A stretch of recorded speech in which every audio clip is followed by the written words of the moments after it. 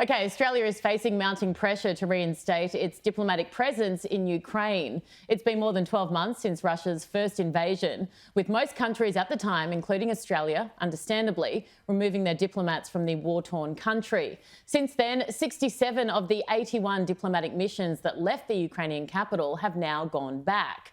Former Victorian MP Tim Smith is behind the push to have our ambassador relocated to Ukraine. And he joins us now live from Kyiv. First of all, great to see you. We haven't had you on the show in a fair while. Great to see you again. How did you get involved in all of this? Erin, well, good evening your time. Good morning my time. Great to hear from you. Great to see you. Well, I'm currently living in London, and Alistair Walton, who is a great mate of mine, who is Australia's former Consul-General to New York, and I both thought that we should travel to Kyiv to show our solidarity and our support to the Ukrainian people as they are brutalized, butchered, attacked by this Russian terrorist state. And obviously we can't do much, but we can certainly show our moral support. And we've met with the Ukrainian ambassador to Australia, who is here. We're meeting with defence officials. We're meeting with government officials today and tomorrow as well. I am doing a Master's in War Studies in Intelligence and International Security at King's College in London. So obviously it's topical for my, I suppose, intellectual and academic pursuits at the moment as well that I'm here. But I'm really here also to shine a light on the fact that Australia has cut and run from Kyiv. We share an embassy with the Canadians. It's the same building. And the Canadians are back and we are not.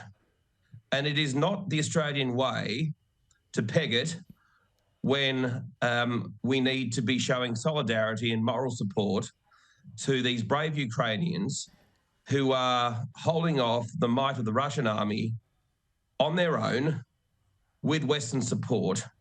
And we need to give them not just moral support, and that is our ambassador and our embassy staff returning to Kyiv, like the British and the Americans and all our key allies, but real military hardware as well. But devil's advocate here, Tim, sorry to cut you off, I don't have too much time, but aren't we giving them a lot of support, a lot of Bushmasters? Aren't we one of the biggest givers of support outside of NATO? Is that more important than having some, moral support on the ground?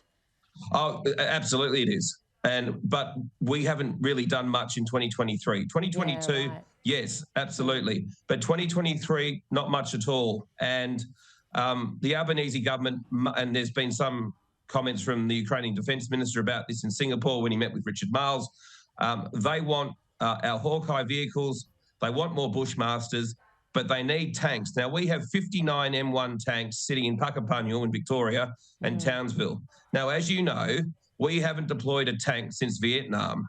If we ever have to use a tank in the defence of the Australian continent, you know that we are in real trouble. So let's face it, these tanks are never going to be used in battle in Australia. Some of them should be deployed to Ukraine to be given to the Ukrainians, so literally the Ukrainians can shoot at the Russians and defend their country. No arguments from me on that one. Tim Smith, thank you so much for joining us, and lovely to see your face here again on Sky News, and hope to see you back over this side of the world shortly.